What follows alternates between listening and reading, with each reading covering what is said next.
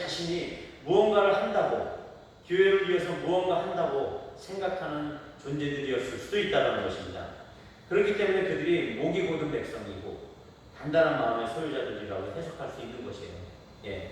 그렇지 않고는 이런 해석이 되지가 않는 것이죠. 하늘로부터 오는 영적인 신령한 감정을 내 안에 채우는 것, 그 다음에 자신의 영적 정서를 채우는 어떤 감정적인 찬양이나 찬송을 하는 것, 말씀을 들으면서 일주일 동안 한 번도 쳐다보지 않았던 그 어떤 성경의 이야기가 어떻게 보면 참 신기하고, 말씀을 들을 때 그래도 목사님들이 준비해가 이렇게 말씀을 전달할 때 새로운 말들이 들려지잖아요. 그러면 그런 것들이 신기하고, 뭔가 새로운 말씀 때문에 자기의 지적인 어떤 지적인 그 필요들이 채워지고 지적인 만족을 채우려는 그런 것이 예배라고 착각하고 있는 것이 우리 한국교회의 대부분의 사람들이 갖고 있는 생각은 아닐지 우리가 한번 돌아보게 되는 것입니다. 그러나 하나님을 예배한다는 것은 아래로부터 먼저 자신을 철저히 하나님 앞에 굽히고 자신의 모든 감정, 어떤 의지적인 행동, 행실, 가진 모든 것을 위로 올려드리는 행위를 바로 예배라고 하는 것입니다. 그것은 내가 무엇을 하늘에서 당연히 받을 것으로 여겨서 그런 자세로 하나님께 나아가는 것이 아니라, 하나님께서 결제하시지 않으시면 나는 예배의 감격도 없고 어떤 말씀의 조명도 없고 어떤 물질적인 어떤 필요도 채워지지가 않고, 또한 어떤 기도의 응답도 내게 올 수 없다라는, 내가 당연히 받아서 누릴 수 있는 그런 존재가 아니라는 그런 자세를 갖고 있는 것이 바로 예배자의 자세라는 것이에요. 우리가 당연히 기도하면 받고 당연히 예배드리면 그런 감격이 와야 되는 것이 아니라는 것이에요. 감격이 없을지라도, 기도의 응답이 없을지라도 우리가 예배를 드린다고 하는 것은 하나님께 우리의 모든 것을 드리는 것이라는 것이에요.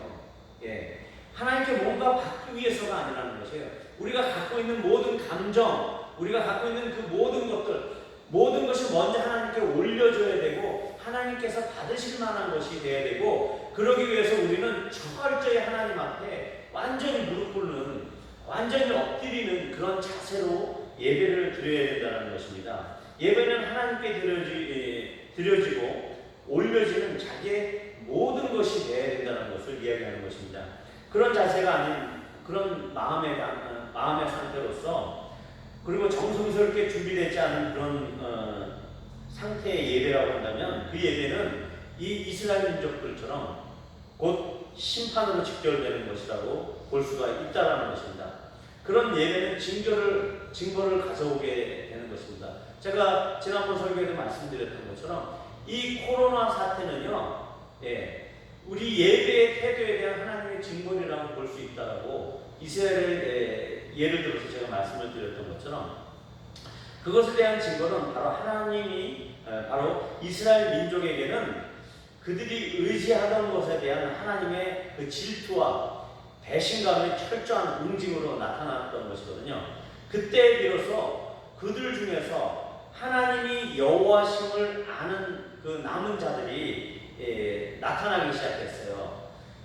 이전에 그 잘못된 행실들로 인해서 자기들이 심판을 받게 된 것이다라고 하는 것을 깨닫고, 그제서야 이전에 하나님께서 말씀하셨던 것들을 기억하고 돌아오는 사람들이 생기게 됐단 말이에요. 그런 남은 자들이 생기게 됐어요. 이 심판을 통해서 하나님이 의도하셨던 것들은 그런 몇몇 사람들의, 비로소 내가 너희와 함께하는 여호와임을 알지어다라고 하는 이 말을 이해하는 사람들을 하나님께서 나타나게 하셨다는 것이죠.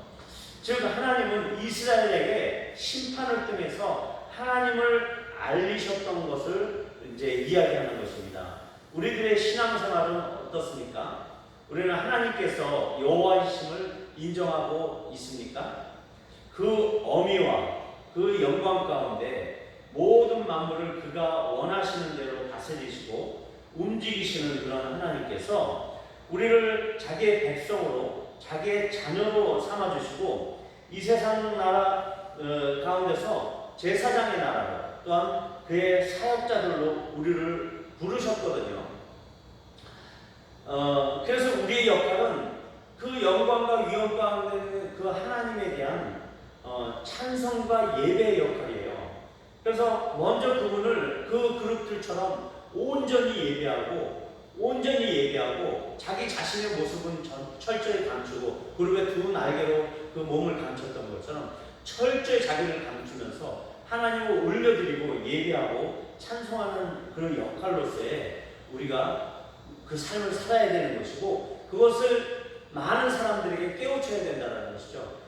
우리 주변의 모든 크리스찬들이 이런 예배의 자세로 회복되어야 된다는 것을 우리가 이야기해야 된다는 것입니다. 그런데 우리는 깨우치기 위한 준비가 아직 안 되어 있다는 것에 문제가 있습니다. 우리 입으로 먹는 그 말씀이 너무 빈약해요. 그래서 우리의 영혼은 이미 기아 상태에 되어 있기 때문에 그래서 그런 역할을 우리가 감당을 못하는 거예요. 그리고 우리의 기도의 생활은 그 에스겔처럼 기도의 강가로 또한 기도의 들판으로 가는 것을 우리가 두려워하고 귀찮아하는 시대가 됐어요. 기도의 시간이 너무 짧아요.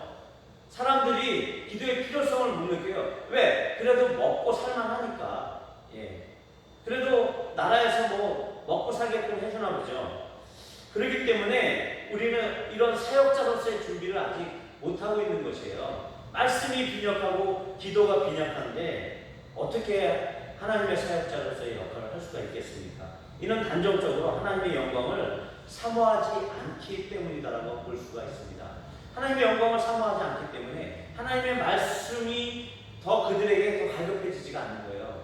하나님의 영광을 사모하지 않기 때문에 기도의 자리로 계속 나아가지 않는 것입니다. 하나님의 영광을 맛본 사람들은 그럴 수가 없어요. 이 그룹들은 하나님의 영광이 가는 곳에 늘 따라다니는 존재이거든요. 그래서 그들은 하나님을 온전히 예배하고 자기를 감추고 온전히 하나님께 찬송하리로다. 영광, 거룩 이렇게 하나님을 높이고 존귀 여기는 것이죠.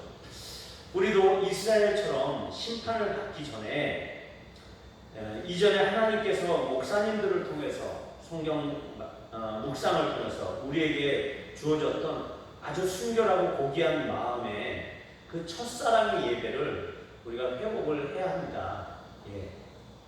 정말 더럽고 추한 이익을 위해서 예배를 드리면 안 되는 것이에요. 자기 자신에게 내 자신에게 집중된 예배를 드리면 그거는 심판의 대상이 되는 것입니다.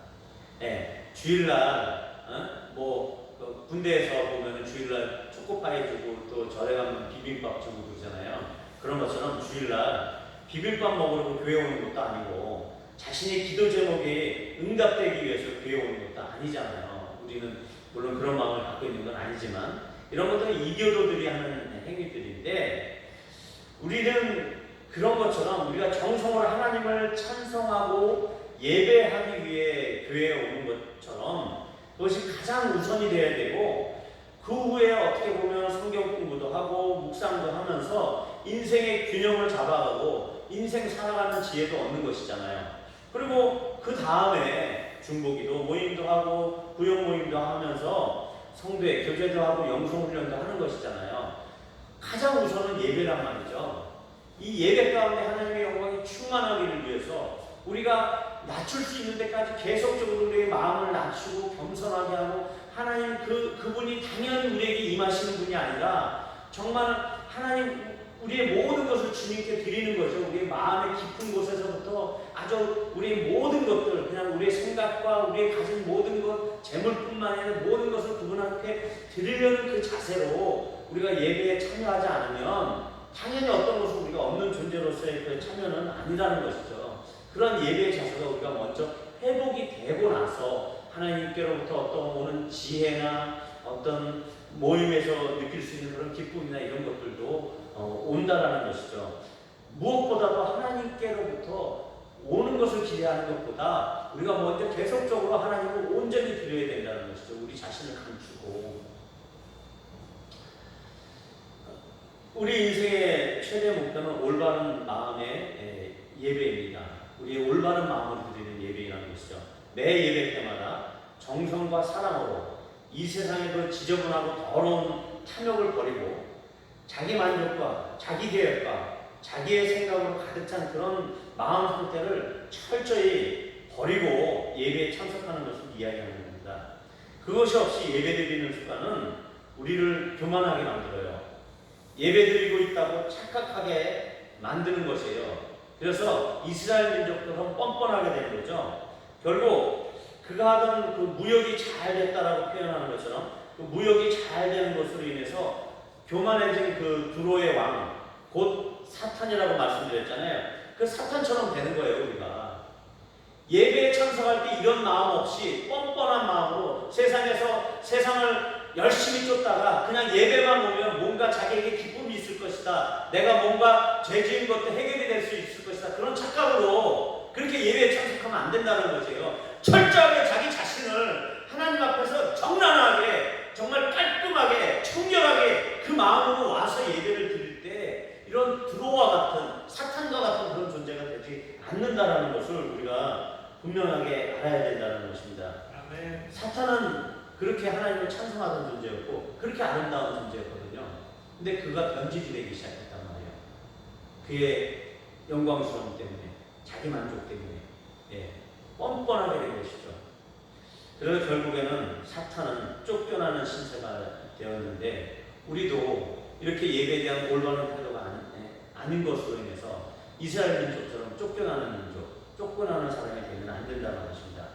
그래서 우리 높은산 좋은꼴 교회 성도들은, 우리 성도들의 제일의 사명은 올바른 마음 자세로 온전히 하나님께 올려지고 완전히 나의 삶이 드려지는, 나의 삶의 어떤 영역이라도 다 하나님께 드려지는 그런 예배의 삶을 살아야 될 것입니다. 그 다음은 다른 이들이 올바른 하나님에 대한 태도를 가지고 하나님을 예우하고 하나님을 예배하도록 그 다른 사람들을 깨우치고 깨닫게 하는 사역을 우리가 해야 되는 것입니다. 그러기에 우리 자신이 철저히 우리 안에 그 뻔뻔하고 마음이 굳어있는 부분들, 그런 부분들을 먼저 발견해야 되고 그 뻔뻔하고 굳은 마음을 깨닫고 깨우치고 부숴버려야 되는 것입니다. 그 다음에 그렇게 깨닫게 하는 사역자로서 하나님의 입술로서 살아가는 그런 저와 여러분이 되는 귀한 은혜가 우리에게 있기를 소망합니다. 같이 기도하시겠습니다.